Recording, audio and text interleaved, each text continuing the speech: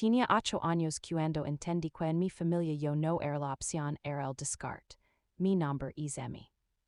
Todavía recuerdo el sonido de la puerta cerrándose detrás de mí, el eco frío de un lugar que no conocía, y las manos de mi madre soltando las mías como si nunca hubieran pertenecido a ella. Ese día mis padres no pelearon por quien se quedaba conmigo, pelearon por quien no tenía que hacerlo. Mi mamá tomó a mi hermano, mi papá tomó a mi hermana. Y a mí me dejaron en un orfanato como si fuera un error que no querían corregir. No hubo lágrimas, no hubo promesas, ni siquiera un lo siento, solo silencio. Y una niña que no entendía que había hecho mal para no ser elegida, pero lo que ellos no sabían, es que ese no fue el final de mi historia. Por 15 años después, cuando todo en sus vidas empezó a desmoronarse, volvieron a buscarme, y esta vez yo no era la niña que dejaron atrás, esta vez yo tenía el control. Si te gustan las historias reales de venganza, traición y giros inesperados, este canal es para ti. Aquí contamos historias que te hacen sentir cada palabra, cada decisión porque a veces, la vida no se trata de justicia inmediata, sino de lo que haces con el dolor cuando nadie está mirando.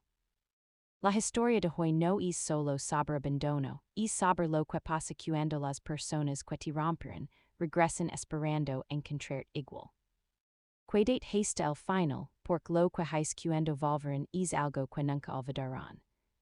Los primeros días en el orfanato fueron como que en un mundo donde nadie te conoce, y a nadie le importa conocerte.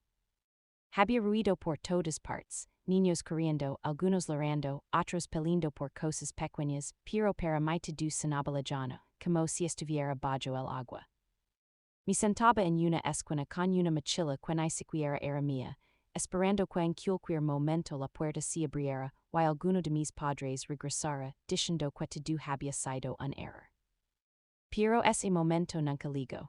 Las semanas se convirtieron en meses, y poco a poco entendí algo que me rompió más que cualquier otra cosa, nadie venía por mí. Ver otros niños recibir visitas, algunos eran adoptados, otros al menos recibían cartas o llamadas. Yo no tenía nada, ni cumpleaños celebrados, ni abrazos, ni siquiera un ¿cómo estás?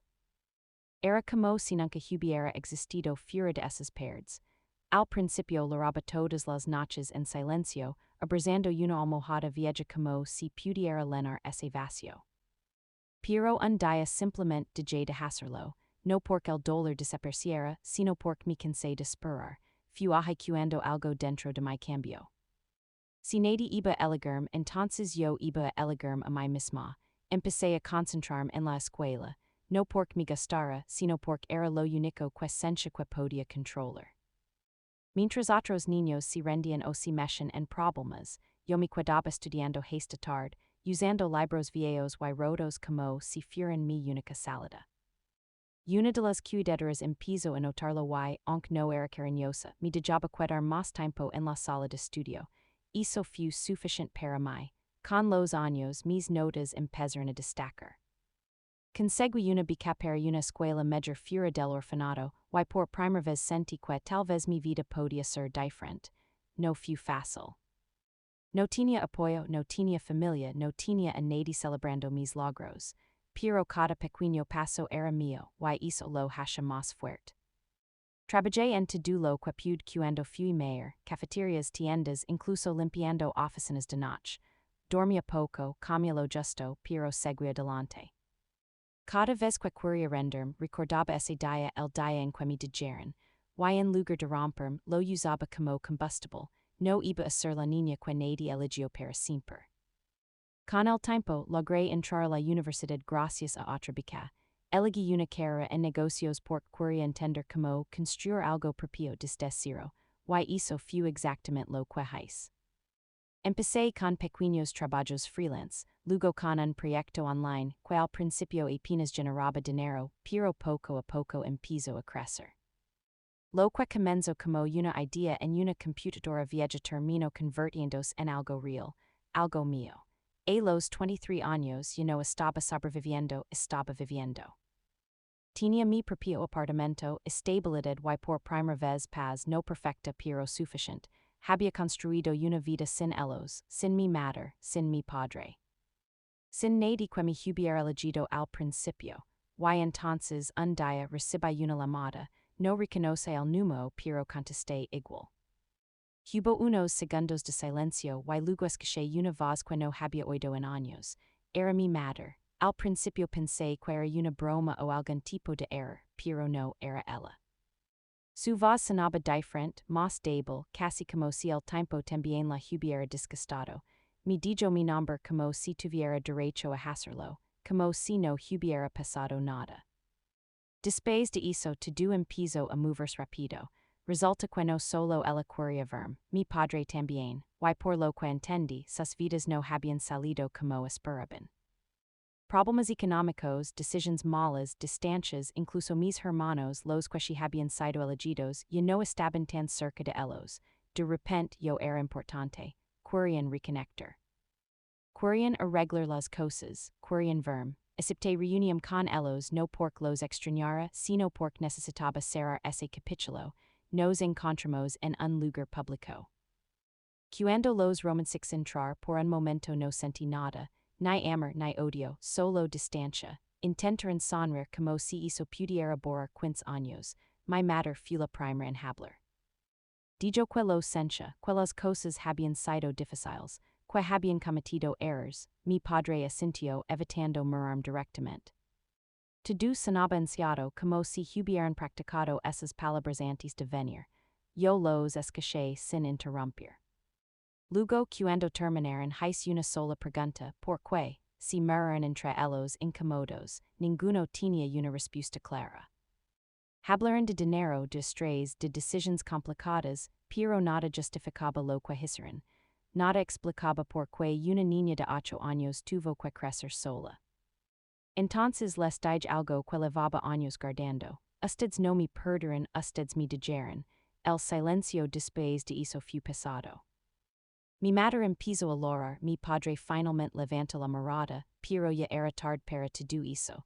Intentaron decir que querían ser parte de mi vida ahora, que podían empezar de nuevo.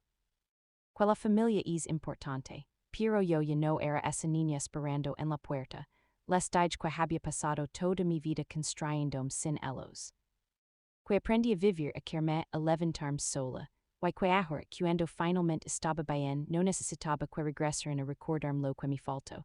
No levanté la voz, no necesitaba hacerlo. Solo fui honesta. Cuando me levanté para mi madre me tomó del brazo suavemente como si tuviera miedo de que desapareciera otra vez, pero esta vez fui yo quien soltó, y me fui. No hubo gritos, no hubo drama, solo una verdad que llegó demasiado tarde para ellos. Esa fue la última vez que los Romans 6. Esa noche mientras caminaba de regreso a casa, no sentí la victoria que imaginé durante tantos años. No hubo música dramática, ni un momento perfecto don todo encajara.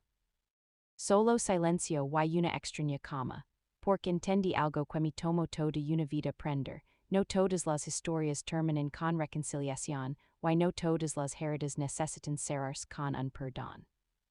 Algunas simplemente se aceptan. Durante años pensé que mi venganza sería verlos arrepentidos, escuchar sus disculpas, hacerlos sentir una parte del dolor que yo cargué. Pero cuando finalmente sucedió, me di cuenta de que ya no lo necesitaba, porque la verdadera justicia no fue el momento en que regresaron, fue todo lo que logré sin ellos. Cada noche que sobreviví sola, cada esfuerzo, cada logro hizo fue lo que realmente importa. A veces las personas que más deberían amar son las que más te fallan. Y eso dual de una forma que no se puede explicar con palabras, pero también te enseña algo poderoso, que tu valor no depende de quien te eligió, sino de quien decides ser a pesar de todo. Yo fui la niña que nadie eligió, y aún así construí una vida que nadie puede quitarme.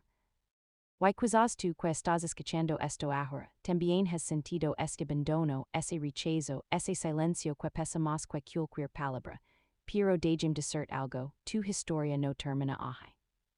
No importa quien se fue, quien follow o quien nunca estuvo, tú todavía puedes escribir el resto.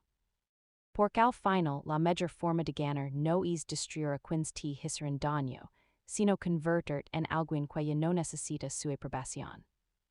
Si esta historia te hizo sentir algo, si en algún momento viste una parte de ti reflejada aquí, déjalo en los comentarios. Quiero saber qué habrías hecho tú en mi lugar. Y si quieres más historias reales, profundas y con giros que te dejan pensando, asegurate de suscribir y activar la campanita. Aquí no solo contamos historias, aquí contamos verdades que muchos prefieren calar. Nos vemos en la próxima historia.